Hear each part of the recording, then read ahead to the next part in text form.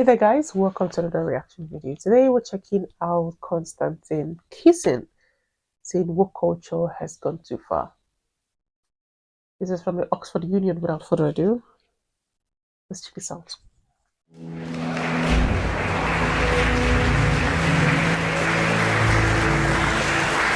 Well, first of all, Mr. President, I'd like to thank you for that preview of the 2024 American election we witnessed earlier. And if you're not persuaded to vote for the proposition tonight by that speech by James, I don't know what will persuade you. This was what I think 1 year ago. You will not know this, but I was supposed to be the first non-student speaker for the proposition. I've now been the fourth, which means that I now have to thank all the previous speakers for making my best points for me. And I find that the main reason now that I have left to be in support of the motion is that I am so tired of talking about woke culture. That's why it's gone too far, more than anything else. And I thank the other speakers for making the points for me, because it means I don't have to reiterate the point that no, free speech is not some right-wing reframing of whatever. It's the foundation of Western civilization. Upon this civilization is built, and the Enlightenment values that led to it. I don't have to make the point that has been made by far better people in the past, that the only way to deal with the problem of racism is to treat people on the content of their character.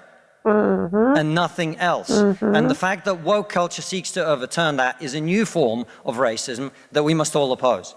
It means also I will not use this opportunity to say I told you so, as someone who spent the last 5 years warning people in the West that if we continue to erode our culture, if we continue to undermine our confidence in Western values, that our enemies like Vladimir Putin will seek to capitalize on it. I will not make any of those points tonight, at all. Instead, I am not going to talk to those of you who already agree with me, which I imagine is most of you. I'm not going to talk to you because I imagine after everything you've heard tonight, you're going to vote for the proposition. I'm going to confess I will take your vote for granted. Tonight, I am the Labour Party and you are the Red Wall. Now, I want to talk to those of you who are woke and who are open to rational argument. A small minority, I accept. Because one of the tenets of wokeness is, of course, that your feelings matter more than the truth. But I believe in you. I believe there are those of you here who are woke, who are open to rational argument, so let me make one. We are told that your generation cares more than any other about one issue in particular, and that issue is climate change. We're told that many of you suffer from climate anxiety. You wish to save the planet. And for tonight, and tonight only, I will join you. I will join you in worshipping at the feet of Saint Greta of climate change. Let us all accept right here, right now, that we are living through a climate emergency and our stocks of polar bears are running extremely low. I join you in this view. I truly do. Now, what are we to do about this huge problem facing humanity? What can we in Britain do? We can only do one thing. You know why? This country is responsible for 2% of global carbon emissions, which means that if Britain was to sink into the sea right now, it would make absolutely no difference to the issue of climate change. You know why? Because the future of the climate is going to be decided in Asia and in Latin America by poor people who couldn't give a shit about saving the planet. No, thank you. No, thank you. It's going to be decided by poor people in Asia and Latin America who don't care about saving the planet. You know why? Because they're poor. Because they're poor. I come from Russia, which is not a poor country, it's a middle-income country. 20% of households in Russia do not have an indoor toilet. What they have is an outdoor toilet. And I don't mean one of those nice portaloos that we get here. I don't even mean a Glastonbury portaloo. I mean a wooden shack with a hole in the ground that holds a collected fermented memory of the last 10,000 visits. How many of you are going to go home tonight and say, let's rip out our bathroom and erect a Siberian shithouse in the back garden? And if you're not, why should they? 120 million people in China do not have enough food. I don't mean that they don't get dessert, I mean they suffer from malnutrition. That means that their immune system is breaking down because they don't have enough food. You're not going to get them to stay poor. Imagine you're Xi Jinping, the leader of China. When you were 10 years old, there was a revolution, a cultural revolution in your country, and people came and they put your father in prison. Your mother had to denounce him. Your sister killed herself. And you, no longer enjoying the protection of your formerly powerful father, were sent to a village where you lived in a cave house. And here you are, decades later. You have clawed your way up the bloody and greasy pole of Chinese politics to be the undisputed supreme leader of the very Communist Party that destroyed your family. And you know that the main thing you have to do to survive and to stay in power is to deliver the one thing that the people of China want: prosperity, economic growth. Where do you think climate change ranks on Xi Jinping's list of priorities? A third of all children who live in extreme poverty in the world live in India.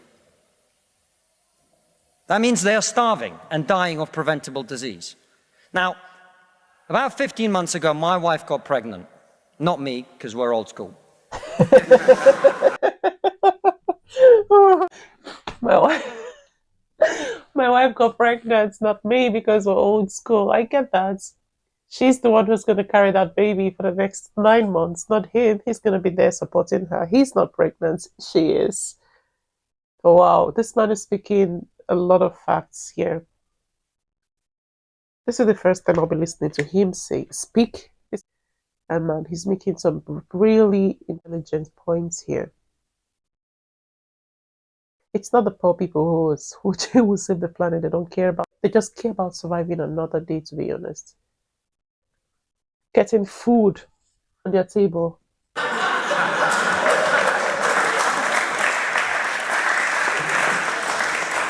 And for 9 months, we talked about what our boy would look like, what he might do when he grows up.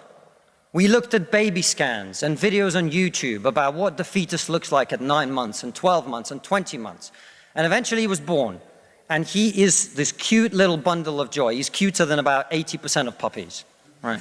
Now, if you said to me that I had a choice, either my son had a serious risk of starving or dying from a preventable disease in the next year, or I could press a button and he would live. He would go to school. He would bring his first girlfriend home. He'd go to university and graduate and become a woke idiot. Become a woke idiot. And then he'd get a job and get married and have children and become a man.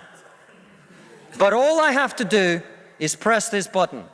And for every day of my son's life, a giant plume of CO2 is going to get released into the atmosphere.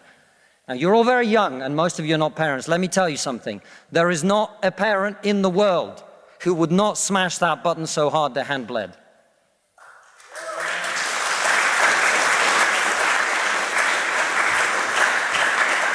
Close to home. You are not going to get these people to stay poor. You're not even going to get them to not want to be richer. And so, I put it to you, ladies and gentlemen, there is only one thing we can do in this country to stop climate change, and that is to make scientific and technological breakthroughs that will create the clean energy that is not only clean, but also cheap. And no, thank you. And I want everyone to get home on time today, which is not going to happen. And the only thing that wokeness has to offer in exchange is to brainwash bright young minds like you to believe that you are victims, to believe that you have no agency, to believe that what you must do to improve the world is to complain, is to protest, is to throw soup on paintings. And we on this side of the house are not on this side of the house because we do not wish to improve the world. We sit on this side of the house because we know that the way to improve the world is to work, is to create, it is to build. And the problem with woke culture is that it's trained too many young minds like yours to forget about that. Yeah. Thank you very much. Simple. It's simple. It's simple, honestly. This one just hits the hammer on the nail. It's gone way too far. These people are being brainwashed, and they feel like the most important thing in the world is their feelings. As long as their feelings are not hurt, everything should be fine. And to hell with, the rest of the world. I cannot even work that way. There's not even much I can contribute to this because this man just laid everything down. Just put it straight how it is and how it should be. To have a better world is to work together, is to build together, is to make the future brighter together. There's no trying to seclude yourself or try to remove yourself from the equation and be your own self and do your own thing. There's really not much I can say about this anymore because he just literally said everything. He just made all the points. This is amazing. I don't know who he is. I've never even heard his name. But he made some good points. He made some awesome points here and I totally support him. Thank you so much for sharing this link with me. Thanks guys for watching the video, so I really hope you enjoyed it. If you did, do not hesitate to give me a big fat thumbs up. Consider hitting the subscribe button too. Then I'll see you guys in my next video. Until then, stay safe, be kind, and bye.